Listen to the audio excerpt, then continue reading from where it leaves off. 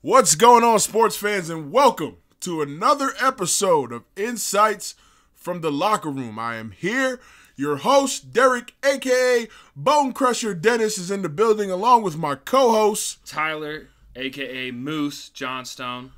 Still think Moose is a better nickname. It just rolls off the tongue better. It rolls off the tongue better. It does. That's how we're going to start the show?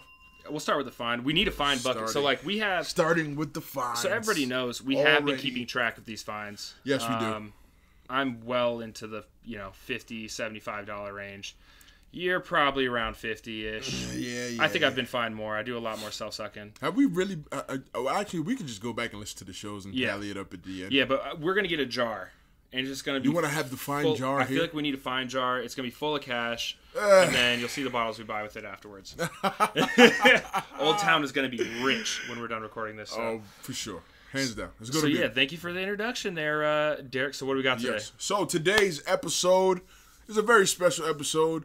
Everybody knows that what's coming up, the big date on the CFL calendars. Tuesday, February 12th. CFL free agency. Ding, ding, ding, ding, ding. Hold on. That's an money excited will bell. be flowing. Money will be flowing. Money will be flowing. It will be flowing. Yes. Like the ancient rivers of Babylon. Well, it's probably a certain position group. There will be money flowing, but we all know there's a certain amount of guys who are going to get really big paydays. Oh, they're going to get paid. And it's crazy, too, because if you look at really the history of any free agency, this is one of the most active free agencies for the quarterback position, especially in any free agency ever, almost. NFL, CFL, anything. Here's the thing. At least as far as my knowledge knows of CFL and CFL history, quarterbacks have always been getting the big dollars. Always. I mean, it's same is true in the NFL. Why? It's the number one paid position, but... Yeah, but here's my thing. Nothing wrong against having a good quarterback. Absolutely not. But... nothing wrong. It's a necessity. Yeah, but what good is a quarterback without the people surrounding him? Word. Well, that's why left tackle in the NFL, for example, I don't know what it is in the CFL. Left tackle in the NFL is the second highest paid position. Well, left tackle is not the highest paid position in the CFL, only because Canadian linemen are the premium because of the ratio. Most teams. You hear that? Canadian linemen are the premium. Yes. God, I'm getting close to 100 already. Rack them up. Oh my God, yes. I'm gonna be so broke. But we all know Canadian linemen are the premium because most teams like to situate their ratio by having four. At old least, days, yeah. Montreal used to have 5 Canadian old linemen playing. Back when Josh Bork and Parrott were just killing it. Yeah. Well, that's the thing is it's rare to have because almost every left tackle in the CFL is American. Well, that's because us American linemen were just better athletes. That's very true. Self-suck for both of us. That is very true. No, it's true though. And so usually you have you have 4 Canadian O linemen and your 1 American's going to be left tackle. But if you can have 5 American O linemen or 5 Canadian O linemen rather. That frees up American. Yeah, it just frees up. See, most teams like to situate their ratio to have Americans at receiver, Americans at DB. Yeah. Most of the times, Americans at linebacker, Americans at defensive end. So most of the time, if teams are putting American D linemen at defensive end, then naturally they want American guys to play tackle because they feel like it's a better matchup. It is a better matchup. But that brings us to our point, though. Quarterbacks, regardless of all of the ratio business, are absolutely not even close to the highest paid. This year's free agency is pretty special. Oh, it's out of control. Who are there's 3 quarterbacks that are in every conversation about this free agency. Okay, well, listen. Before I get to that, here's how I'm going to start it. A lot of people remember I tweeted a couple months ago. I started doing, for fun, for shits and giggles. I was doing positional breakdowns. And the first group that I did was quarterbacks. Now, this is after I won a Grey Cup. I've been protecting with Bo-Levi Mitchell. With Bo-Levi Mitchell. Yep. I've been protecting Bo for 3 of the 4 years I've been in the CFL. Yep. And a lot of people got in an uproar because I ranked Mr. Mike Riley ahead of Bo. Fair. But technically, let me be honest. To be honest, I did it 1, 2, 3, 4, 5 format. But let's be real. Bo and Mike is pretty much like 1A, 1B. You know what I'm saying? Yeah, I like that. It's 1A, 1B, but for purposes of having numbers in the tweet, I did 1 and 2. And I did rank Mike ahead of Bo, and here's the reason why. My only thing that I liked about Mike that I probably felt was a little different than Bo, only because Mike is always under a ton of pressure. He's probably like the most pressured quarterback in the league in the last 3-4 years. Mm-hmm. So, other than what's his name, Ricky? Is it Ricky Ray? Is that? Oh, Ricky Ray. Yeah, Ricky Ray. Yeah, like 2017, he had a crazy season, but he had the highest sack and fumble. That's normally how it goes. Yeah, I mean, honestly, Montreal is probably the worst team in terms of pressures and sacks. Well, we were this year for sure. You were the 2 and 3 years prior to that. Yeah. But again, that had to do a lot with a lot of changing of the O-line, yeah, a lot of changing of the quarterback, healthy. A lot of changing of the coaches. God, Tyler, you are just stroking it heavy today. I know. I got to be close to $100. Stroking it heavy today. I know. Yeah. So Patron on me. So again, my reason that I ranked Mike ahead of Bo wasn't because Mike had a better arm than Bo, because I don't think Mike has a better arm. I think Bo is very, very much more capable of making a wide array of throws, whether it's deep, short, or intermediate. My ranking of bless you, child. Goodness gracious. Yes. Ooh, it's getting hectic. Oh, it's getting hectic over here. My reason for ranking Mike ahead of Bo was the fact that Mike is just, to me, his level of toughness is kind of remarkable. I've never seen a quarterback get beaten up so much and just get up and keep going. Yeah, that's true. Like, it's very rare that you see quarterbacks take huge, I'm talking about like hits where you go, ooh, he may not get up from that one. He's not scared to run it either. No. I mean, that fool, he has the third most rushing touchdowns in all the CFL. Well, that's because he gets all the, they don't have, in Edmonton, they didn't use a short yardage quarterback, so they let him get all the short yardage touchdowns. Well, I mean. So where most teams, where you have 2 and 3 quarterbacks dressed, and your second and third string quarterbacks or your short yardage quarterbacks, Edmonton decided, Mike was like, nah. No, absolutely. But even so, Mike has more rushing touchdowns than the running backs do. It's actually a testament to him that he can play, like, he plays full games. Like, he doesn't come out. So I think crazy. He's a that was my reason for ranking him number 1, was because the dude is tough as shit. Like, I don't think anybody could dispute it. He's been voted by other players as the toughest guy in the league, I think 2 or 3 years in a row. Damn.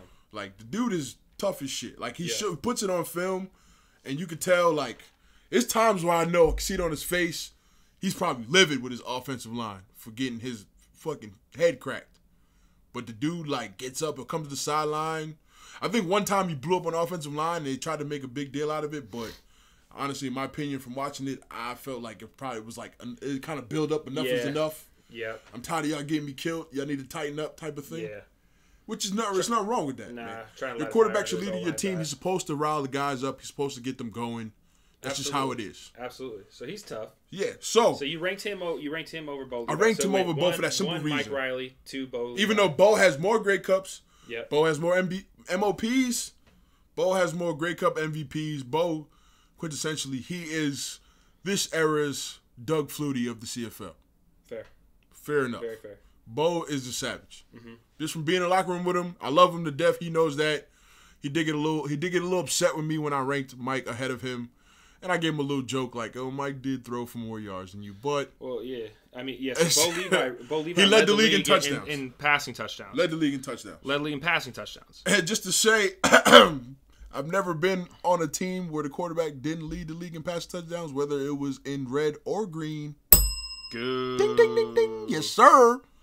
But that's the thing, though. So you said, Bo Levi had the most passing touchdowns. He had 35. Yes. I have the stats right here. He had 35 passing touchdowns. He's great. Mike Riley only had 30 passing touchdowns, which is second in the league for passing touchdowns. Yeah, but then he backed it up with 13 rushing touchdowns. Yeah. But they're short yardage touchdowns. It's not like he was breaking 20, 30, 40 No, yards. but that's the thing is other teams, a lot of times they'll give it to the running back. They'll give it to second string quarterback. That's the thing. He had, second string quarterback or the running back. Yes. But he had 13 rushing touchdowns, which is I think he was either second or third for most and that more rushing so, touchdowns like I in said, the league among any position. Yeah. He had the third most rushing touchdowns. Yeah. So he had the most touchdowns total in the league with Mike is 43. a dog. Mike is the rare quarterback in our league where he doesn't come out of the game. No, and it's very rare that teams last 3 seasons too, and you never see this in the CFL. Yeah, the last 3 seasons, Mike Riley threw for 5,000 yards. Yes. He's consistent. He doesn't get hurt, and he comes back to the CFL. Well, here's where the commotion's coming to free agency. Everybody thought Mr. Mitchell was going to the NFL. Now I know Bo, and as they stated in the media, as Dickie and them stated, Bo is not the type of quarterback who wants to go to the NFL and hold a clipboard. It's not his mentality. No, and that's absolutely where he would have been. People always get on Bo because they think he's cocky, they think he's arrogant. He's not. He's just an extremely confident football player, as most of us are. He just has no qualms about being. He's not coy about it. He's gonna let you know, I'm the best. I'm the best. I'm gonna be the best. There's no one better than me. You know, he pulled a Mike Tyson. I'm Sonny Liston. I'm Jack Dempsey. I'm cut from their cloth. There's no one. You know what I'm saying? That's Bo. But that's the thing. I like that though, as long as he understands like the guys protecting him, the guys surrounding him, helping him. Oh no, he understands that exactly. So you need that confidence as long as you have that too. Oh, of course. I only call it cocky if you think you're doing it on your own. No. Which obviously you're not. He never does. Championships. No. But he's confident in his ability to make throws. He's confident in his ability to make plays. Sometimes it does hurt him. Sometimes, but that's just the nature of the game. That's the nature of the game. Sometimes he's just so confident in himself, he tries to overdo it a little bit too times. Sometimes you got to be like, "Hey, Bo, we got you, brother. Yeah, you ain't got to do it by yourself." Yeah, exactly. But again, still, he's a great dude, really great dude.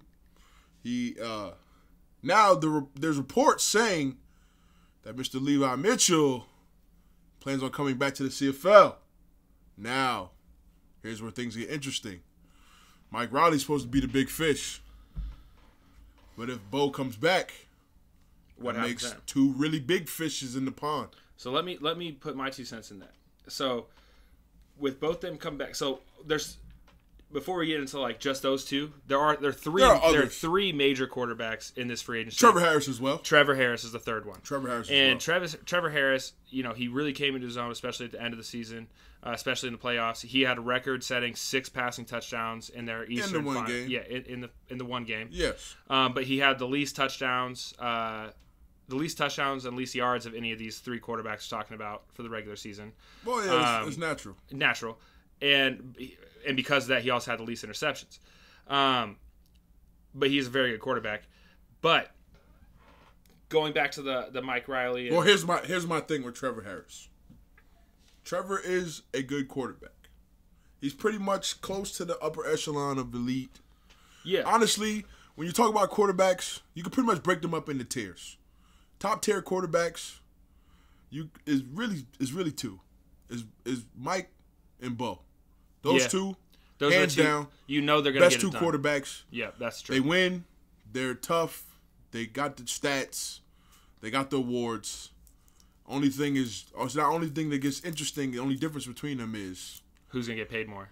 Where they're gonna go. No, honestly, I think that's gonna be interesting. I think what's gonna happen is Bo is gonna field offers, but he may wait to see what Mike gets. I honestly think they're both gonna get the same thing. Well, honestly, I think that's smart because reason being, this was what I was gonna bring up a second ago.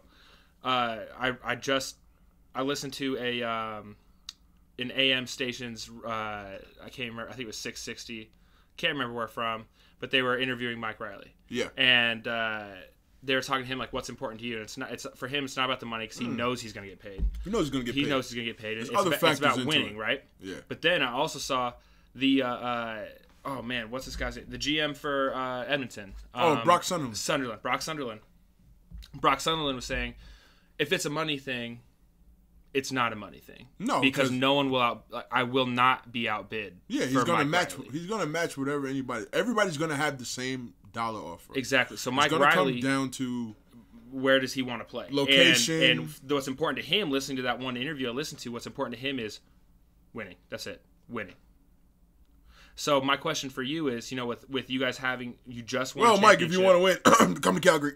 That's what I'm saying. If with you just won with Bo-Levi Mitchell, who is probably going to be paid on par just with Mike Riley. He have his pick of the litter with where he wants to play. Because the only two teams that have their designated starters at quarterback are Hamilton and Winnipeg. The other 7 teams have no idea what's going to happen at quarterback. Well, Johnny Football's going to start for y'all. Yeah.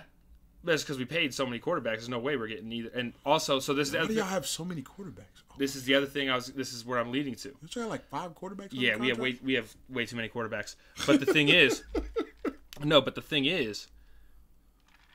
is that because Mike Riley knows he's going to get paid pretty much the same amount wherever he goes, because Edmonton's not going to be outbid. So that means everybody's pretty much either going to match their bid for him or wherever. Yeah. He's going to have his pick, so he's going to go where he thinks he's going to win most. That's why I think Montreal is obviously out of running, because they haven't had a winning. We haven't had a winning season since 2012. We haven't won championships since 2010. So obviously we're out of the running. But so now I feel like Calgary St. Peter's is a very viable option. No, but do you think would they over? No, Huff never overpays for anybody. Yeah, see, so then no. See, but that's part of the reason why there's been reports that Bo is going to test the market to see what's out there. Because Huff won't pay him.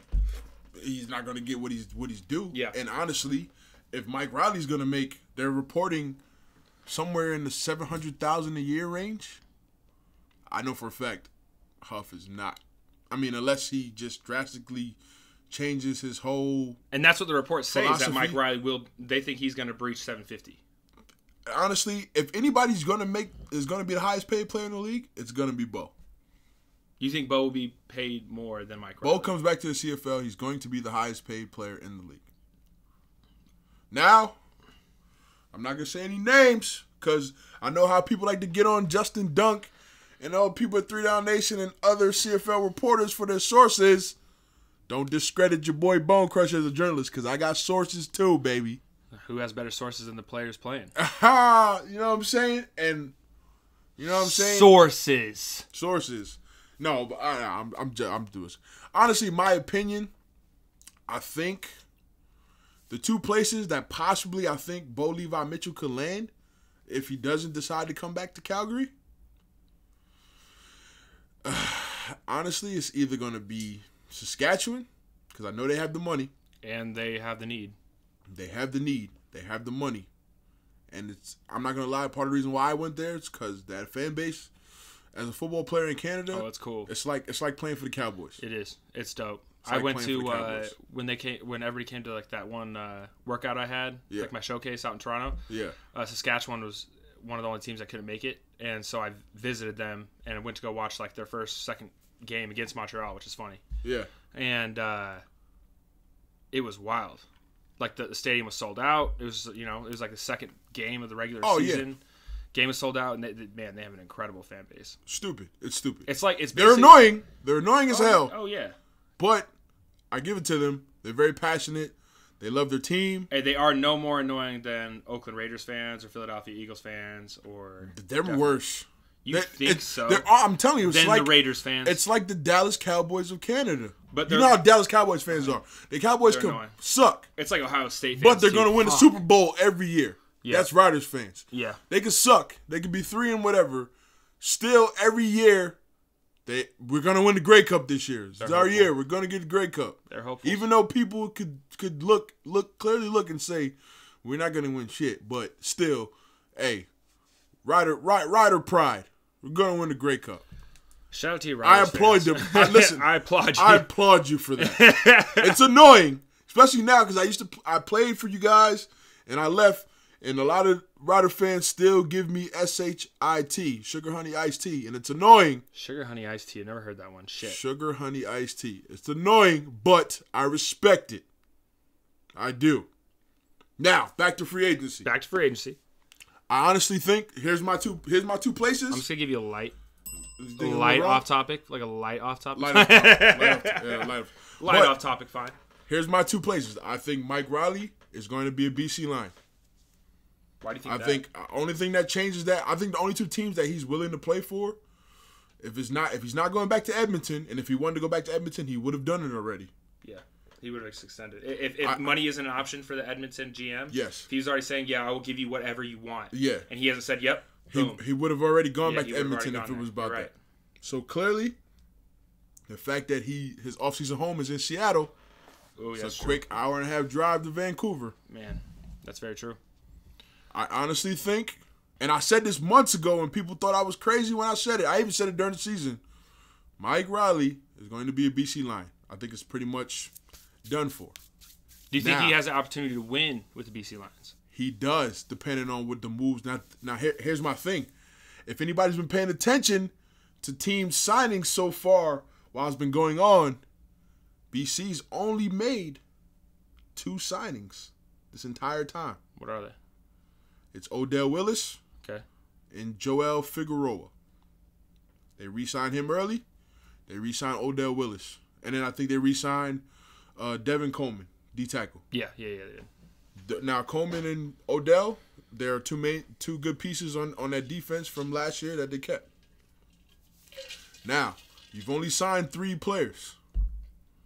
I'm pretty sure a lot of other guys on their team, the only other people I've seen them sign is international rookies. And we all know they don't make shit. No. So there's a lot of money. A lot of money available. They've been pooling up to Riley. make some splashes. Yeah, and that's literally it is. But I don't think it's just for Mike Riley though. I think honestly, BC is going to be 3 big free agency names that's going to sign to BC. You got them on hand? Yes. So you got, let's say Mike Riley. Is that Mike Riley's one? One. All right, who's 2? Sir Vincent Rogers, left tackle of Ottawa Red Blacks. Yeah. I think if you're going to sign, I didn't realize he was a free agent. He is. I think if you're going to sign Mike Riley, you're going to find a way to have 2 really good American tackles. Not just average American tackles, 2 really good ones. 2 good ones that's going to make Mike go, you know what? I'll be protected there. I can make things happen. I won't be the most sacked quarterback. I mean, barring Montreal, I won't be the most. I think Ed Hervey's going to make a really strong play for Sir Vincent Rogers. Also, if you're talking about location for your family to live during season, Vancouver is not a bad place to live. I love Vancouver. That's like my second favorite city in Canada. Yeah, what's first? Montreal. Ooh. Montreal. Heard it here first. In Quebec. All right. So I think Mike, I think Sir Vincent Rogers, and my dark horse to go to BC, Micah Johnson, D tackle that played in Calgary. I was about to bring up where you thought your boy Micah Johnson was going to go. I think Micah may follow Clay Brooks to BC. It's possible, especially if they're trying to make that a stalwart defensive line. I think easily if you tell Mike, hey, if it's not about the money, if you let me give you somewhere between 6 and 650 instead of 7, he may possibly still want the 7. Who knows? They may give him the 7. Yeah. But if you take maybe 100,000 less, and I could give, from listening, I know the market for good tackles is pretty high right now. So, and I know for Micah's pretty much the most dominant interior D lineman in the game. Yeah, savage. Dude's a beast. I remember my first play in the CFL. First time I wore shoulder pads in 2 years. It was like an inside zone, right. Basically, I'm playing left tackle, and so he was playing a 3 technique. Yeah. And it must have been like an outside zone because I was left alone against him. It was an outside zone. Yeah. On the backside. On the backside. So I had to reach him. No, I did. Oh, you did. Oh no, but like the first tossed your ass. Oh no, nah. We got in a grappling fight, and then my leg got tangled up over the guard that fell, and we both fell over each other. But I needed to set my pads, so I was like, oh, here we go. So I get my feet right. Yeah. Play starts. I take off to the right. I take 2 steps. Whap! Him and I go head to head so hard. I'm seeing stars, and we're grappled up, backside hands. Both of them like just locked, and we're both trying to turn each other over. Yeah. And then we fell over the pile. Yeah. And I remember after the game, I came up to him. I was like, hey man, appreciate you setting the pads for me. He's like, I can't remember exactly what he said, but he's like, hey man, no, you came off the ball. You came ready to play today. Like he's like, you got lit up. But that guy can play football. He can straight up play football. He's great with his hands. He's an old vet, and he is active. He's not really that old though. He's had some injuries though that's kind of slowed him down. I think now people are starting to see what he can really do. Now he's starting his legs are starting to get under him a little bit. You know, when Yeah, when you have 2 ACL tears, it takes a while. It does. Takes a while. I can attest to I that. had one. Still, I had 2 in a row. I can attest for that. But no, yeah, he's a dog. Anyway, I think those 3 right there, yeah, are going to be some big fish to land for BC. And I think if they do land them, it creates a lot of excitement in that city for that team and for the upcoming season. Absolutely. And if they get those 3 signings, like you were saying, they will be a force. They will be. Because they're honestly, if you put if you have a stalwart defensive line, that's a Coleman big thing. Yeah, in the same interior. Yeah, and it's then pretty nasty. And then you surround. You got to pick your poison. Exactly. Then you surround your quarterback with 2 of the best tackles. He's not taking edge sacks all day that he always has to worry about. That's it. No, you give him some nice, decent weapons around him. Exactly. Clearly, you've seen Mike. Mike can make chicken dinner from scratch, basically. Most of his receivers. He make chicken soup after chicken. He make chicken soup out of chicken poop. Is what you're saying. I guess that's like one of the favorite. That's one of the favorite football sayings ever. But I think he's got to make chicken soup out of chicken poop. But you have to look at you have to look at all the receivers that's played for Mike. Most people didn't know who they are until after they've played. Yeah, I mean that's just like look. Darryl Walker. Do you think you would have known Edelman? You think you would know Edelman if it weren't for Brady? No. Not a chance. The quarterback can make a receiver. Not a chance. No. Not a chance. So you got Mike. So of the 3 quarterbacks, you got Mike to BC. Mike's going to BC. So okay, he goes to BC. Who picks up Bo-Levi then? If he comes back to the CFL. If he doesn't go to Calgary, my guess, I don't know if he really. I don't know if he's going to be too enamored with going to Sash. My pick is Toronto. I think if Bo does decide to go somewhere else, I think he goes to Toronto. Why do you think he goes to Toronto? Because they're going to throw the major bag at him. Oh, yeah. I'm talking about mid 700s. Yeah, like 750. If he gets 750, if anybody offers him 750, taking it. It's over. Taking it. It's over. And again, that's what Mike Riley is projected to make this contract. Exactly. So if Mike takes less to get some dogs around him, if Bo's going to go to a team where he's going to be counted on to be that guy, I mean, honestly, there's no other reason for him to test the market unless he's trying to maximize his value. As a football player, what motivates Bo? Because again, according to what motivates Bo is legacy. Legacy. He wants, but think about it. He already has 2 Grey Cups. Yeah. 2 MOPs, 2 Grey Cup MVPs, and he has countless All-Stars. 6? Something crazy. He's been in the league 7 years. He's Wikipedia. a 5-time All-Star. Yeah. From the minute he started, he's been an All-Star. He's been a top-tier quarterback since he started. And he's always taken less money in Calgary to win. So I think now it's at the point where he's like, let me get my money and let me turn a program around and get a championship. Because if he can take a program that and bring him to the legacy even more. You're right. Exactly. And that's why I was wondering about Mike Riley says, like, wins are his best thing. And what motivates some quarterbacks, like Mike Riley's already done so many great things, right? Yeah. And so what surprised me, he said it's just winning. So he wants to go to a team he can see winning. Some quarterbacks would be okay with taking more money to go to a shitty team because they like the prospect of being able to be the guy that turns that team around and brings them championships. Hey. So that's where I see Bo-Levi trying to do that with Toronto. And exactly, Kirk Cousins. Great. You know what I'm saying? It's gonna be like a situation like that. Exactly. And especially a team like Toronto where they need a big name star. They need somebody to bring in fans, to create excitement, somebody to build campaigns around that's going to get the Toronto Argonaut fans excited for football. Yeah. And who better than the man who just won a Grey Cup, just won MOP, just won Grey Cup, and you know what I'm saying? Exactly. Been to the last 3 Grey Cups. And it's big for that football office because they're competing in Toronto with fanship. They're competing with the Blue Jays in MLB. They're competing with the Maple Leafs in the NHL, and they're competing with the Raptors in the NBA. Yeah. So they already have like 3 major professional teams. It's the same conglomerate that owns all of them. Oh yeah. So now there's a reason why they bought the Argo. They are like, all right, come along, we're gonna help you pick it up. Boom, exactly. Boom, unlimited resources. The only thing that's missing is that nice big shiny star. You know what I'm saying? You know how you buy a brand new car and it's nice, but it don't set off till you put the bow on top. That's so true. Pun. You put a. You just catch the pun. Oh my god! Oh, you didn't catch the pun.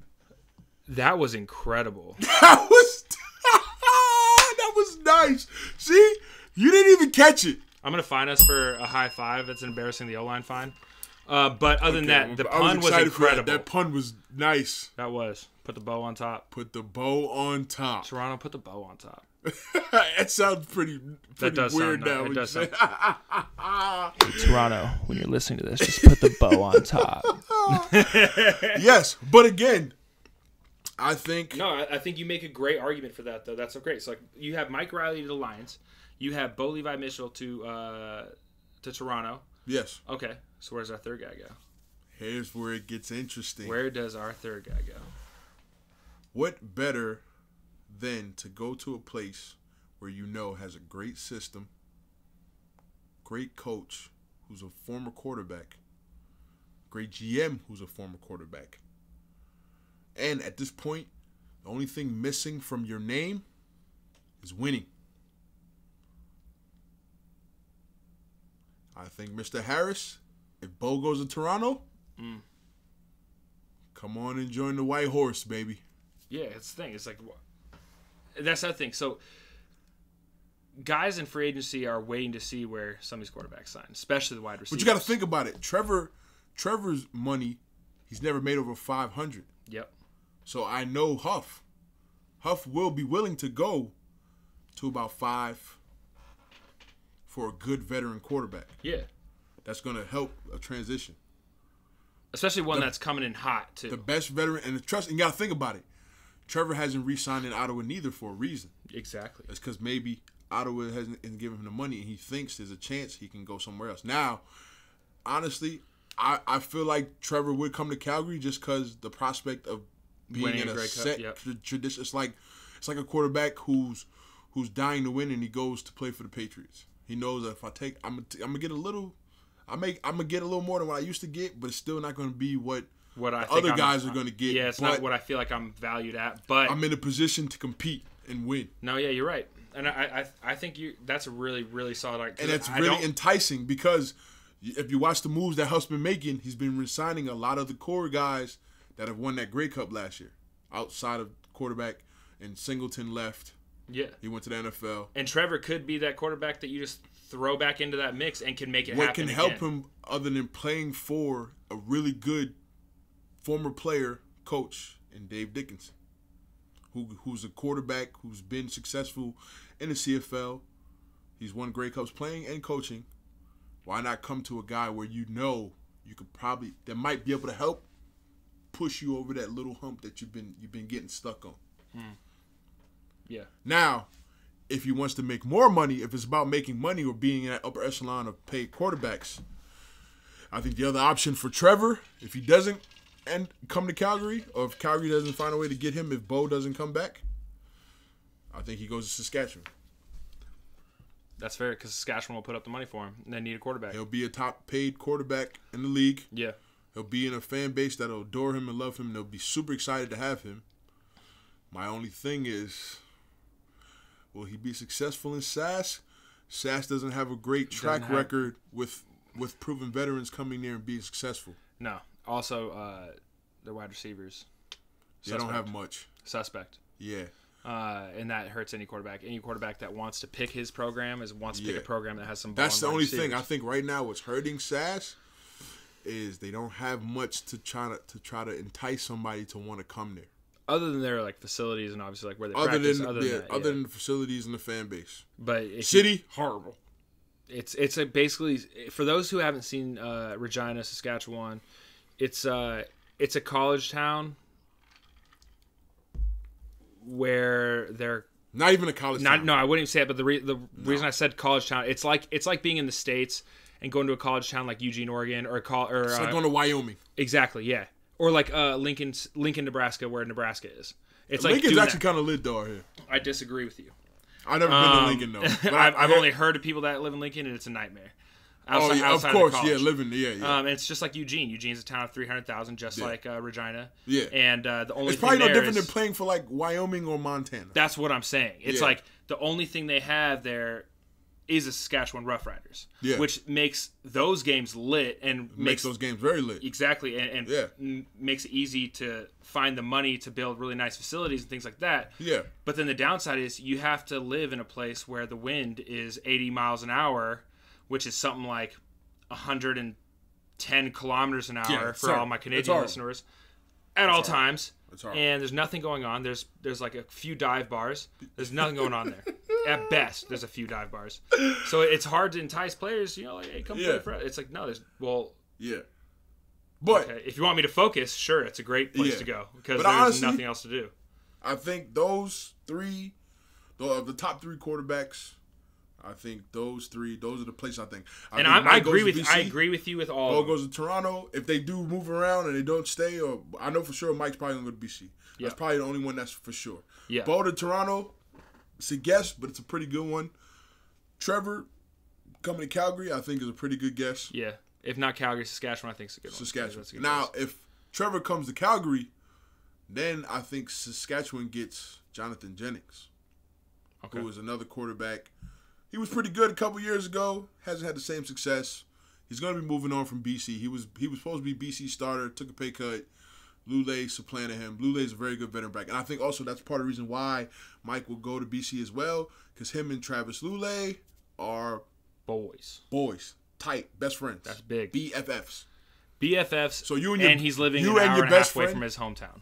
You and your best friend are in the same room together working every day. BC has a lot going for them to get Mike. I think that's great. And I think Edmonton's already gave BC permission to talk to Mike. They've already had dinners and meetings with him. So I think Mike going to BC is pretty much almost a done deal.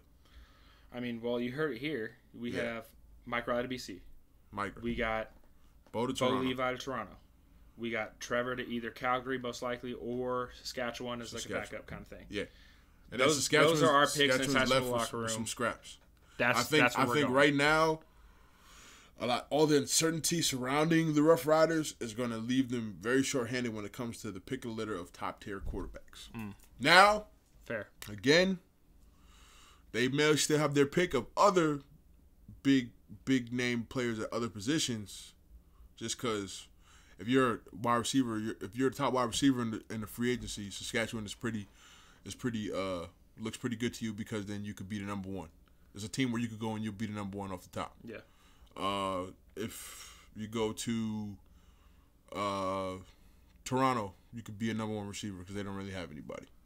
Now I think, like I said, Bo going to Toronto would be big, because if they can get that done, it's going to entice some other guys to want to come back to Toronto. And I think that'll be big for them as well. Yeah. I think getting a big-name quarterback for those teams is going to help with other signings. The only team that doesn't really need it is Calgary. And I'm not saying that because of bias, because I play for them.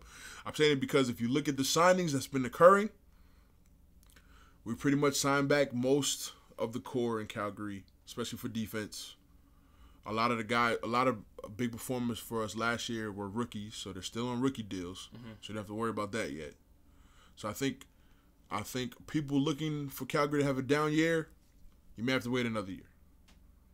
I think they'll still have a chance to get one of those middle tier quarterbacks in a Trevor Harris or Jonathan Denton, even a Zach Caleros. I think any quarterback who's looking to bounce back, who's a good quarterback, has good skills, good assets, the best place for you to be to bounce back and get your groove back and be in a place where you know you're going to get coaching, you're going to get coached up, and you're going to be put in a position to succeed. Yeah, it's Calgary. That's always why guys are always going to want to come to Calgary, because guys know, all right, I may not get paid, but I'm going to a place that has a great culture of winning. Yep. A great locker room, great atmosphere. It's a pretty nice city. Yeah. It's a lot of pros. Only con is, Calgary, everybody knows it's like going to Patriots. You know you're not going to go there and make bank. Yeah. You're going there to be a better football player, to help fix your career, build your career. Yeah, build your career, get your name out there, have some success. Pretty much. And then get your next contract that's pretty back. much. Yeah. Real quick shout out to Vernon Adams, who could be a very dark horse this next year. Who knows? Oh, yeah. We'll VA. see. We'll see. Big play VA. Big play VA. Big play VA. Dude, that kid is a baller. VA is a savage.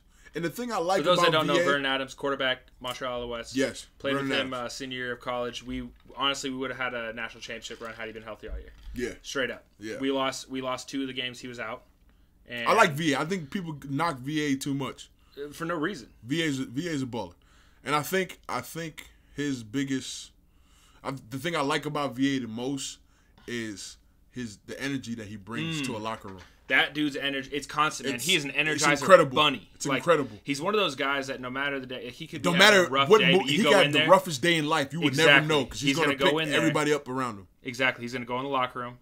He's going to throw on a tune, and he's going to dance around the entire locker room, get everybody hyped up, even if Get it's everybody rough in a practice. good mood. Exactly. Even if he's not playing, he's the biggest cheerleader on the sideline. Exactly. And that dude, and he doesn't get salty. He doesn't. And that's the thing is this fool, Vernon Adams. That's what I love about VA. Man. VA, if you're watching, if you listen, my dog, you're a savage, bro. Savage. And that's thing. What I like about him the most too is, let's say let's say you get beat, which might or might not happen. Let's say you get beat. The dude's nickname is Houdini. Yeah. Because he's gets out of it. He's slippery, right? He gets out of it. And so I've watched him I'm do it really, numerous times. I'm so excited to watch him this coming camp because we watched him re-signed do him it for the numerous camp, times. and I'm He is a excited to see baller. him. He's a baller. I had to shout him out once real quick. Oh, yeah. He's my boy. But, again, going back, we get sidetracked. Sorry, sidetrack. Sorry to get off track on But yes, going VA. back to We were free talking about agency. quarterbacks. I had to talk about him. Going back to free agency, I think outside of the quarterbacks, the big names, Sir Vincent was one of them. Sir Vincent is going to get some play. Mm-hmm. I think another name that I think a lot of people they aren't talking much about, and I think it's a possibility he may come back to CFL. Defensive end Willie Jefferson of the former Saskatchewan Rough Riders. He'll be a free agent in a couple of days. Yeah. I know he wants to go back to NFL, but I think if a CFL team throws him the bag, he may reconsider and come back up for another year. He's still young. Absolutely. He's only 27, 28. Yeah, and Still that's the thing, young. and you see that happen so often right now is where like guys that can get paid that much for one season, they'll sign 1-season deals. Yeah. They'll sign every like so many major guys that have NFL hopes just sign 1-year deals because that But way, he's- as soon as the season's up, they can go to a team right away in November. But his name in the league, people view him as a game changer.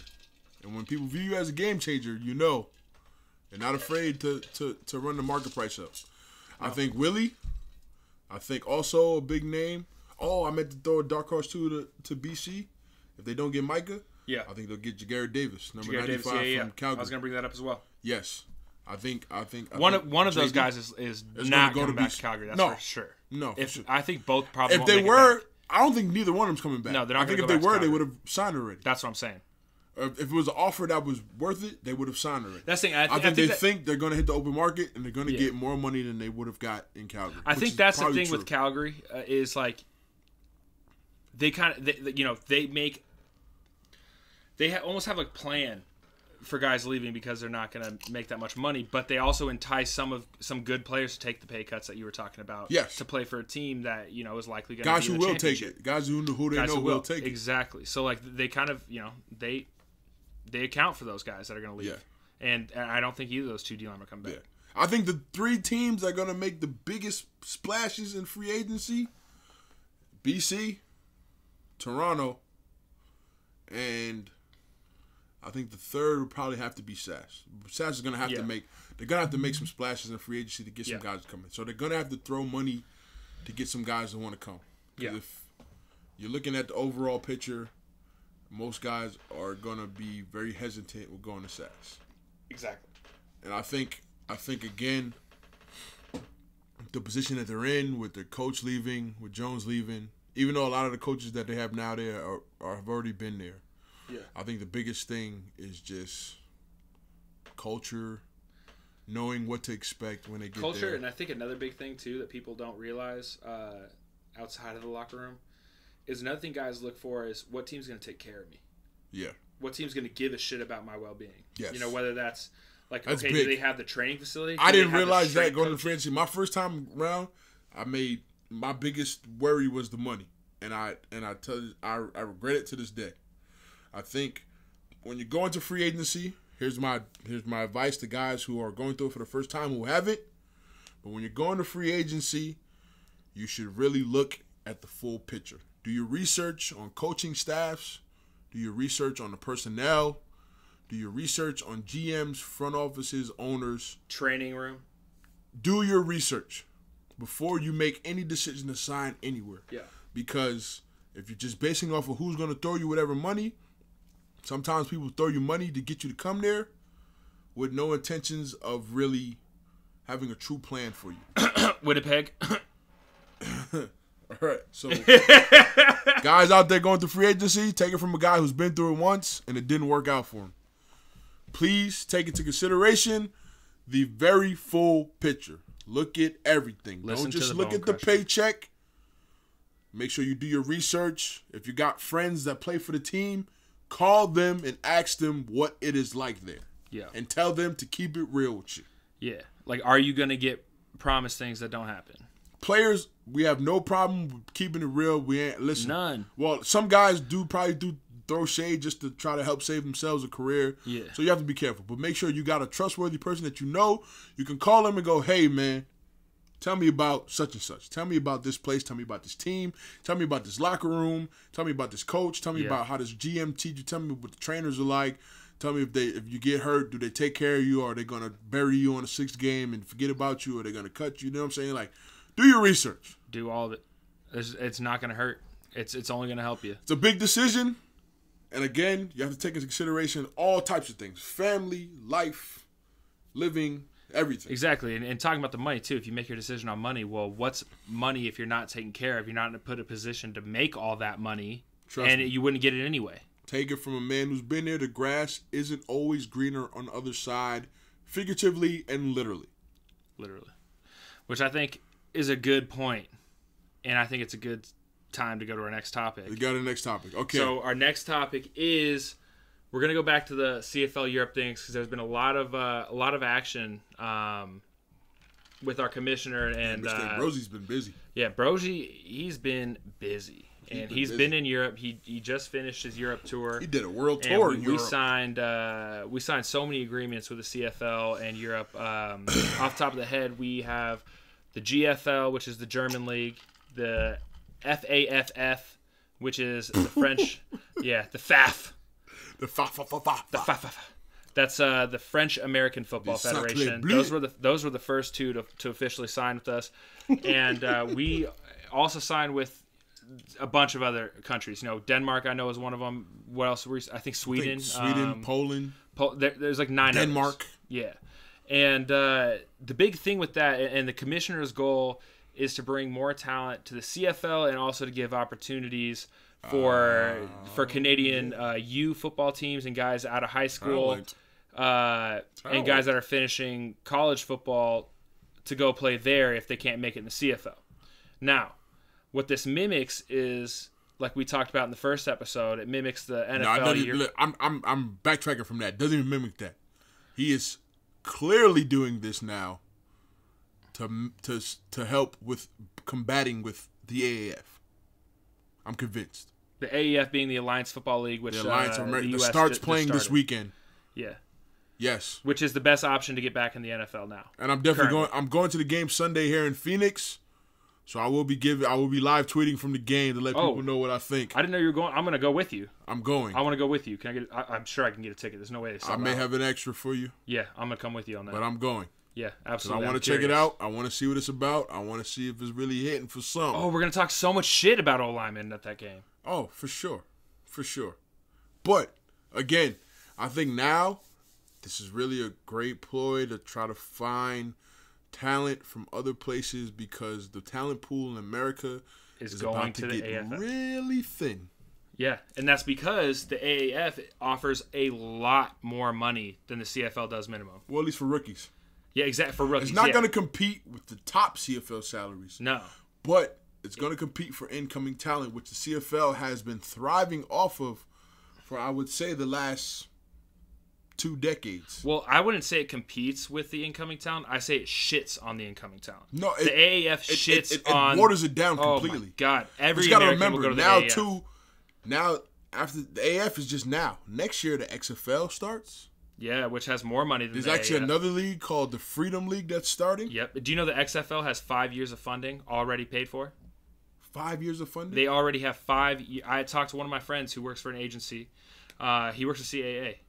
I think it's the biggest sports agency in the US. Yeah, it's pretty big. It's pretty big. It's huge. And I was on the phone with him just, talking. And he was like, "Oh, are you going to do the AAF?" And I was like, "Nah." He's like, "Oh, well, I wouldn't even put you in the AAF. If I were your agent, I would put you in the XFL." And he's like, "Because it's funded for 5 years. It will go for 5 years. It's already funded." Yeah, that's going to make the talent pool even thinner. So you got to think. You have all these players that have the opportunity to go to the CFL making $54,000 minimum as the current CBA. The CBA is up. Obviously, we don't know what the minimum. It's probably going to go. It has to go up now. It's definitely going to go up. It has to go up now. But how much? Because even if it went up to $75,000, it better go up enough to compete with, to still kind of give guys an option to want to come up to the CFL. Exactly. But in order for the CFL to compete at a rookie level, they would need to offer a minimum of $190,000 to $100,000. Because the minimum for the AAF is 70 for the first year, $70,000 for 10 to 12 weeks of work with a very good opportunity to go to the NFL. Yeah, because it's around the time frame it's where off-season. You could finish playing and you could still join the team and be right before training camp. I know guys that were in the NFL playoffs that got signed to teams just for the playoffs. Tyrone Holmes is a specific example. T. Holmes. Yeah, T. Holmes. He got signed to the Chargers for their playoff run. Yeah. And now he's double dipping. He's going to the AAF. Oh yeah. And he's going to make another $70,000. Because they offered him a futures deal, and he turned it down because he'd rather play for $70,000 more. Yeah, that too, and he knows he's going to get guaranteed game reps. Yep. And film and more experience. That may open up a better door for him in the next year. Exactly. So you have that, which is smart. And then you have the XFL, which we don't even know how it's going to play out yet. But so in order XFL to even compete, also is in NFL stadiums. Exactly. In big markets. With 5 years of funding, I didn't know that. That makes it very dangerous. Dangerous. They have 5 because before I think they just kind of threw up the league because they just wanted to make a more violent, fun league where people wore their nicknames on the back. Like everybody's favorite guy was hates me. He hate me. He hates me. He hate me was like everybody's favorite player. Yeah. And so they make it fun, kind of like the WWE, right? Yeah. But the fact of the matter is what college player, if he's going to get better looks for the NFL, from what college player from America is going to take a like $20,000 to $30,000 pay cut to play for a league that doesn't get him to the NFL? Funding. Yeah, exactly. But now funding they have 5 full years. They have 5 years of funding because they were overpaying the players. They were spending way too much money. Yep. Than they were making. Because they were just thinking everybody was just going to gobble it up just because it's, XFL, Vince McMahon, WWE, they just thought people were going to gobble it up and they didn't plan it properly. So I think now that it's coming back, it's coming back. I think they have a plan after, I think they did what any good recording artist would do. Hit a hot streak, didn't work out, you flop off, you sit back, you reinvent yourself, you learn new techniques, you watch what works and what doesn't work, come back, boom, you hit your career. You hit your pinnacle and you start topping the charts and selling records and you become an icon. Exactly. That's what XFL's trying to do. Yeah. So, the CFL's answer is we'll probably increase during the CBA. So their answer is getting foreign talent. Yeah. From other countries. So the way I look at it is I think it's good for the CFL because they're not going to be able to. I feel like it's almost like the commissioner knows. Yeah, their biggest talent pool is about to get thin. Is about to get thin, so he's got to go outside of the country and find more players that are willing to play, American football, North American football. And it helps with getting viewers. It helps with getting viewers. It does.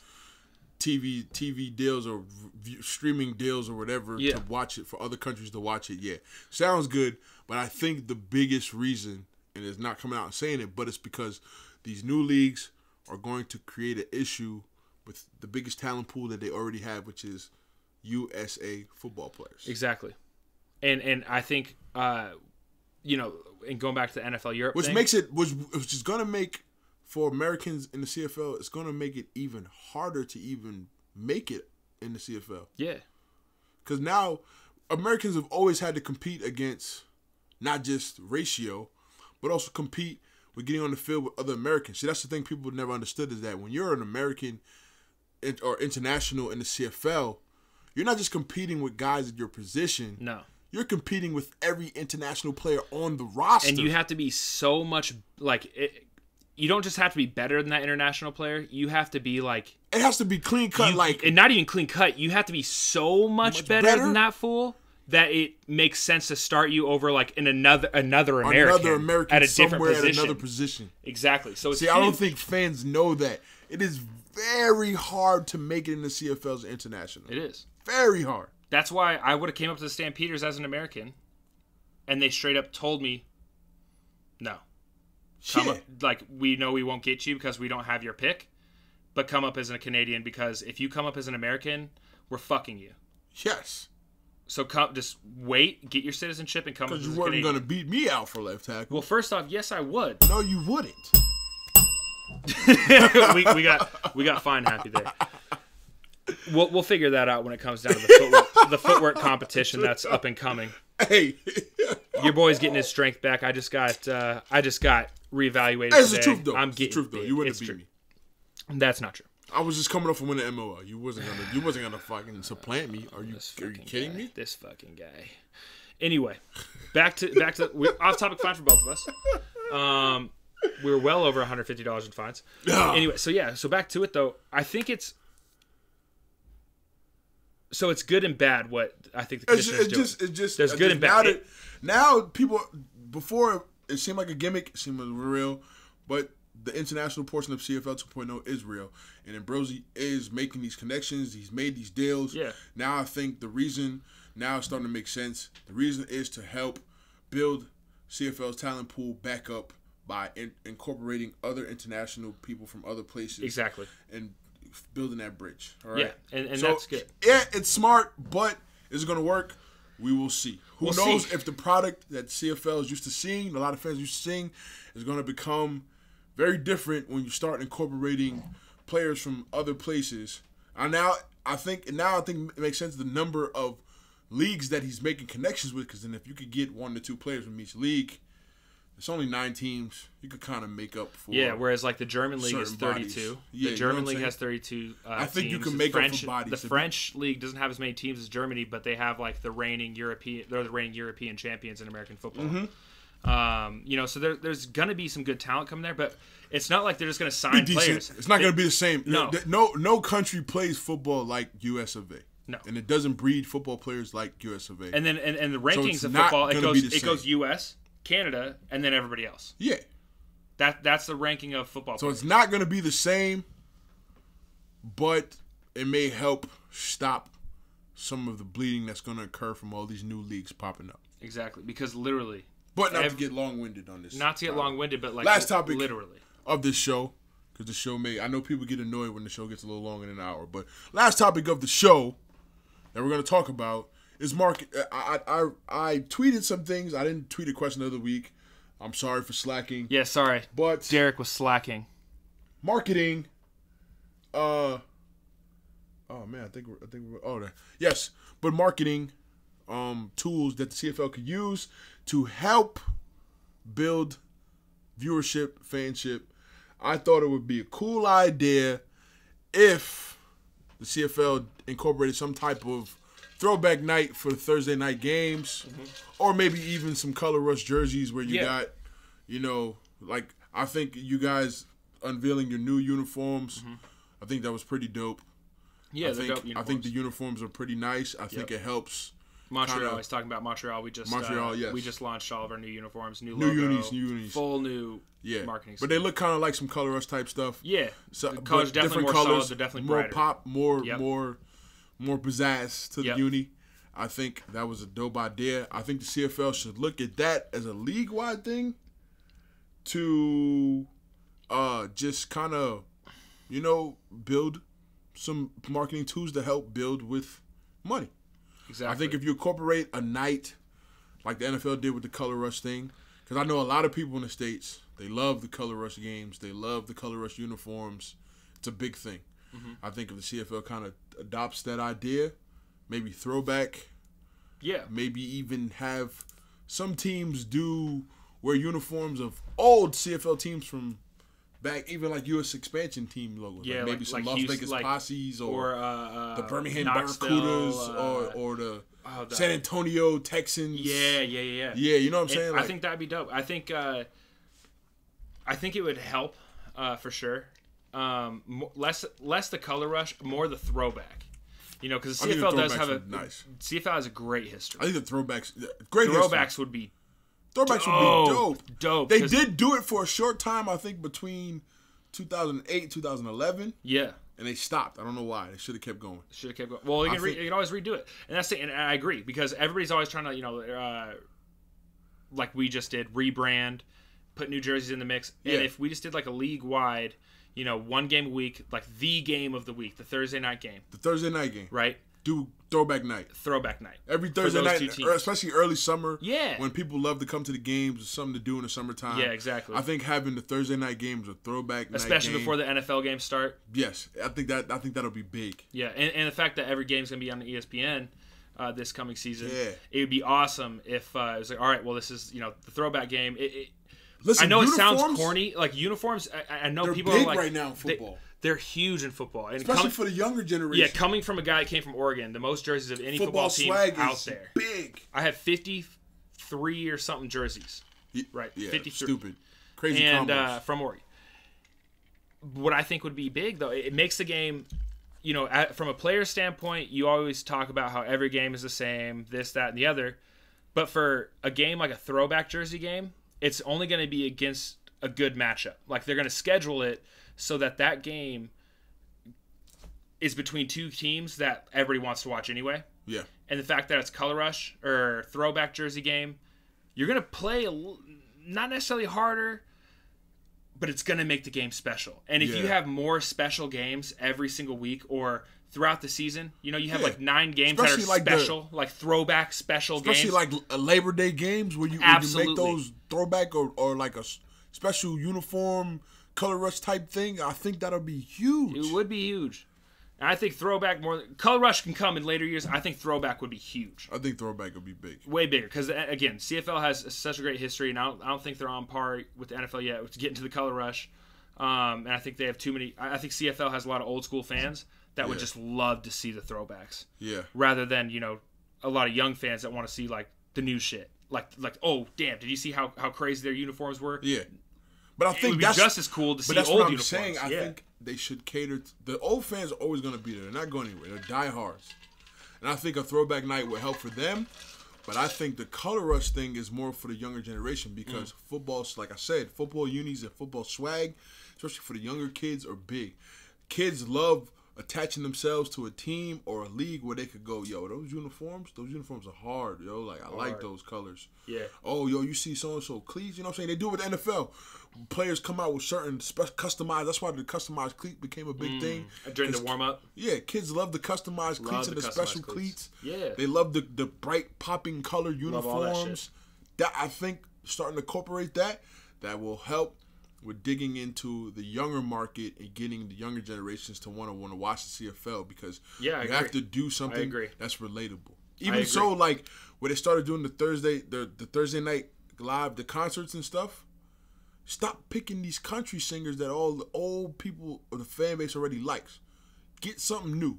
Give me a goddamn Migos. Give me some 21 Savage. Give me some Future. Honestly. But I'm telling you, if you was to get one of those to come to a CFL game, the game would sell out. You would. And I was watching while I was at home on my couch here in this very apartment watching you play in the Grey Cup.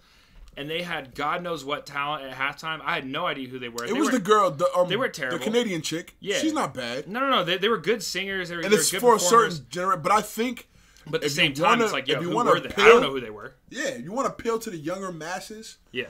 Get what's popular. Go find the act on the Billboard 100 that everybody loves, regardless of where they're from. Yeah. And normally, especially hip hop or trap or whatever. And I think CFL's too big worried everywhere. About. Yeah, and I think the CFL sometimes is a little too worried about keeping the Canadian name, and that's okay. Yeah, keep the Canadian name for sure, obviously. But like. That doesn't have to spill over. It doesn't have to spill over to the. They was getting like Edmonton kind of did it, and I think kind of helped. But Edmonton was getting like old hip hop acts that like they was getting like Busta Rhymes, and I think Edmonton had Busta Rhymes and Ludacris come perform at a CFL game, which is dope. But at the same time, it's like that was also really dope. Late '90s, early 2000s, right? Like Get somebody a little more current. Get out the way. A little more current. Yeah, Get one of these younger hip hop acts that people love. That could be, you know what I'm saying? Give me some Lil Baby. Give me some Gunna. Exactly. If I was Future. If I wanted to listen to the Juice WRLD. If I wanted to listen to artists that I was, recording on my cassette tape on a boombox in my room when I was in first grade, I would turn on Spotify. You gotta start doing stuff more to appeal to the younger crowd, regardless of what it is.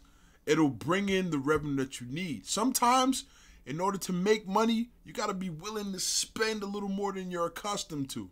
And you gotta go out your comfort zone. You don't make money unless you spend money. Yes. That's a fact. Whether it's an investment or whether it's whatever, it's a fact. You don't make money unless you spend money. And you don't make money unless you take some risk. So try it once. See if it works. You're already taking risks.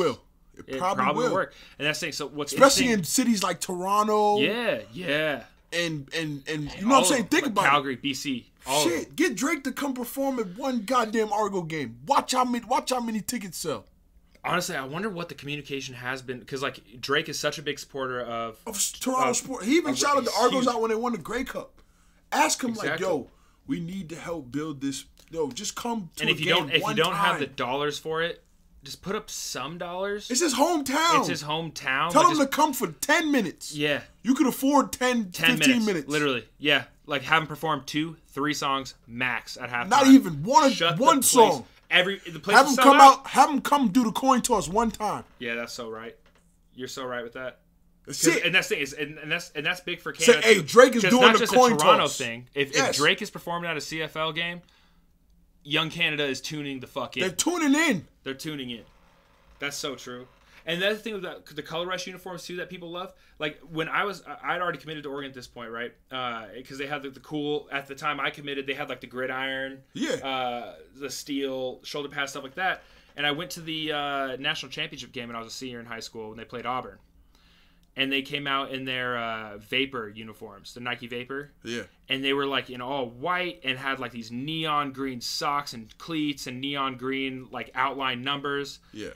And I was like, this is the dopest shit I've ever seen. Yes. I'm so excited I'm playing for the school. And then we opened the first game of the next season in the home jerseys of that. And they were all steel with neon green outlines of the numbers. Oh my God, it was the freshest shit I've ever seen in my life. That's what the young kids love. They love the young kids love swagger. They love swag. They love swag. And that's the CFL needs to start getting away from this old school look, traditional look. If you want to attract the younger crowds, get away from the we're looking at jerseys on the wall currently. Yes. The Oregon jerseys are the freshest jerseys up here. Yes. They are. You can't. And they're probably the best built jerseys. They are. Oh yeah. This thing weighs this jersey right here. This weighs half a pound. Yes. And there's vents. It breathes. That's what I'm saying. They need to get away from this old school thinking and mindset. That's why I get mad when they find guys about how they dress during games. Oh, that pisses me off. Let the swag show. It's gonna attract the younger crowd. That's the thing that bothers me so much too. Let dudes wear colored visors. Why is NFL the most conservative league? Or NFL, CFL, football in general is the always most conservative. It gotta be so conservative, yet you have to be on the field and be a savage. If you are conservative on the field of football, you are a terrible football player in 99.99% of cases. You're it is the most politically incorrect space to play a sport. Yeah. Right? And you're held to this high standard. Only higher standard I would say is golf and tennis than football. And literally, so why are you upset that players are blacking out their entire face with eye black? Why are you upset at players for wearing a towel that is wider than 2 inches? Why are you upset for players writing things on their eye black? Yeah. Bible verses. Yeah. No, you can't do that. It's retarded. No, it's ridiculous. We already don't get paid enough money, and you want to find guys because you want this ugly ass uniform look that doesn't appeal to anybody. Let personality show. The one thing that people love about the CFL is that guys, you can get one-on-one close to the players, and the players have personality. They do. Way more than the CFL and the NFL. Way more. Why not why not? You can profit off of that. You can. Let guys exude their personality more, even when they dress for games. And let's say somebody gets mad. Who is going to be the people getting mad? 70, 80 plus year old fans. Okay, yeah, because they come from a different fans time. For much longer. They come from a different time. Like, yes. It's different. It's a different. Things are different now. It's a different day. If you want to build, especially revenue, and everything is always about money and revenue, let guys be themselves and exude some type of personality, some type of swag. Get some update unis, put some color in it, put some splashes in it. That is how you appeal to the younger masses. And who's going to be watching for the next 20, 30 years? The younger masses. Thank you. Thank you. Gosh. But, again, thank you, everybody, for tuning in. It has been a wonderful episode. I hope you like what you heard. Whether you liked it or not, I know there's going to be some Calgary fans that are pretty mad at me that I'm talking about Bo-Levi leaving the Calgary Stampeders. But wrap your head around it. It might be a reality. Facts are facts. Facts are facts. And that's the other thing. Thank you so much for listening. We've had so much. We've had people listening from all over the world. Yes. Thank you all for tuning in every single week. Yes. Make sure to comment on our stuff. Sorry if we get long-winded on you, but we get excited about stuff. Oh, and we it's do. Great topics to talk about. So listen, because you might get some knowledge. Exactly. Make sure at the end of this episode, like, subscribe, follow. We're on SoundCloud. We're on Twitter. We're on Instagram. We're on YouTube. Check it all out. Check it all out. Everybody. Thank you so subscribe, much. Shout out. Mention. Thank you. We Love love you you. all. Signing off. Peace.